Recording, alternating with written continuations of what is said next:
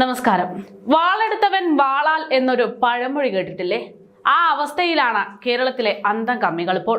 ആളെ കൊല്ലാൻ ബോംബുണ്ടാക്കുന്നവരെ പൂവിട്ട് പൂജിക്കുന്ന സഖാക്കന്മാർക്ക് അവന്മാർ തന്നെ വിനയായി മാറുന്ന സാഹചര്യം.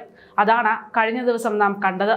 നേതാവിനോടുള്ള ദേഷ്യം തീർക്കാൻ വേണ്ടി സഖാവ് മറ്റൊരു സഖാവിന് നേരെ ബോംബെറിഞ്ഞിരിക്കുന്നു. ഇന്നിപ്പോൾ അമ്പലത്തറയിൽ ആ സംഭവം ഉണ്ടായതിനു പിന്നാലെ CPM നേതാക്കൾക്ക് നേരെ പ്രവർത്തകർ സ്ഫോടക വസ്തു എറിഞ്ഞ് എന്ന സംഭവത്തിൽ ഒരാൾ അറസ്റ്റിലായെന്ന വിവരങ്ങളാണ് പുറത്തുവരുന്നത്.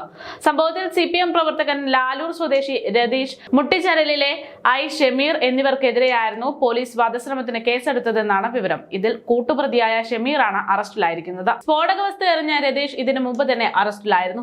കാട്ടുപന്നികളെ തുരത്താൻ ഉപയോഗിക്കുന്ന ഏറുപടക്കമാണ് ഇത്തരത്തിൽ ഇവർ ആക്രമണം നടത്താൻ ഉപയോഗിച്ചതെന്നാണ് കണ്ടെത്തിയിരിക്കുന്നത്.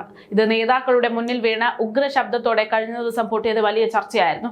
എങ്കിലും 4 പേർക്കും പരിക്കേൽക്കാതെ രക്ഷപ്പെട്ടു എന്നത് മാത്രമാണ് കഴിഞ്ഞ ദിവസം കണ്ടത്. CPM 7 mile local secretary C Baburaj, Ambalathara local സെക്രട്ടറിയായ KV അനൂപ്, പാർട്ടി അംഗമായ ബാലകൃഷ്ണൻ മരുതോട, DYFI പ്രവർത്തകനായ അരുൺ എന്നിവർക്കെതിരെയായിരുന്നു സഖാക്കന്മാർ ഇത്തരത്തിൽ ആക്രമണം നടത്തിയത്. മുട്ടിച്ചിറയിലെ ആയിഷയുടെ വീട്ടിലേക്ക് പോകുന്ന വഴി, അതായത് അവിടെ ഒരു ഗൃഹപ്രവേശനത്തിന്റെ ചടങ്ങിൽ പങ്കെടുക്കുന്നതിനിടെയായിരുന്നു ഈ ആക്രമണം. ആയിഷയുടെ വീടിന്റെ തൊട്ടടുത്ത് തന്നെയാണ് ഷമീറിന്റെ വീടെന്നാണ് വിവരം. ഇവിടെ നിന്നാണ് സ്ഫോടക വസ്തു എറിഞ്ഞതെന്നും പോലീസ് കണ്ടെത്തിയിട്ടുണ്ട്. പടക്കത്തിൽ നിന്ന് ചില്ലു കഷ്ണം ചിതറി ആയിഷയുടെ കണ്ണിൽ കൊണ്ട് വലിയ പരിക്കേറ്റിട്ടുണ്ട്. ഇവർ ജില്ലാ ആശുപത്രിയിൽ ചികിത്സ തേടിയിരിക്കുകയാണ്. എന്തായാലും CPM നേതാക്കന്മാർക്ക് ഇത്തരത്തിലൊരു അനുഭവം വന്നു എന്നതിൽ പ്രത്യേകിച്ച് അത്ഭുതപ്പെടാൻ ഒന്നും തന്നെയില്ല.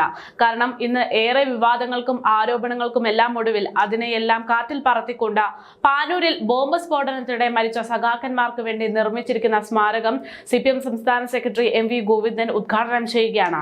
ഈ സംഭവത്തെ ന്യായീകരിച്ച് സഖാക്കന്മാർ എല്ലാവരും തന്നെ ഇദ്ദേഹത്തോടൊപ്പം തന്നെ ഉദ്ഘാടന വേദിയിലുണ്ട്.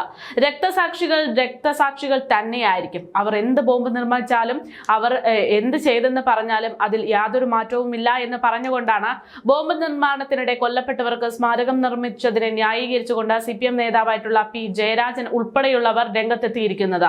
അക്രമം എന്തെന്ന് പോലും അറിയില്ല എന്ന് പറഞ്ഞ് നാടകം കളിക്കുന്ന നേതാക്കളാണ് ഇത്തരത്തിൽ ന്യായവാദങ്ങൾ ഉയർത്തുന്നതെന്നതാണ് വിരോധാഭാസം. അതുകൊണ്ട് തന്നെ ഇപ്പോൾ അമ്പലത്തറയിൽ ഉണ്ടായിരിക്കുന്ന ഈ ആക്രമണം, അതായത് CPM നേതാക്കൾക്ക് നേരെ പ്രവർത്തകൻ സ്ഫോടക വസ്തു എറിഞ്ഞ സംഭവത്തിൽ ആ അറസ്റ്റിലായിരിക്കുന്ന പ്രതികളെല്ലാം തന്നെ ഇനി നാളെ അവർ എന്ത് സംഭവിച്ചാലും എന്ത് ചെയ്തു കഴിഞ്ഞാലും അവർ സഖാക്കന്മാർ എന്ന് തന്നെ രീതിയിൽ ഈ പാർട്ടി അവരെ ഏറ്റെടുക്കും എന്നത് തന്നെയാണ് ഇപ്പോൾ നിലവിലുള്ള സാഹചര്യത്തിൽ നിന്ന് മനസ്സിലാകുന്നത്.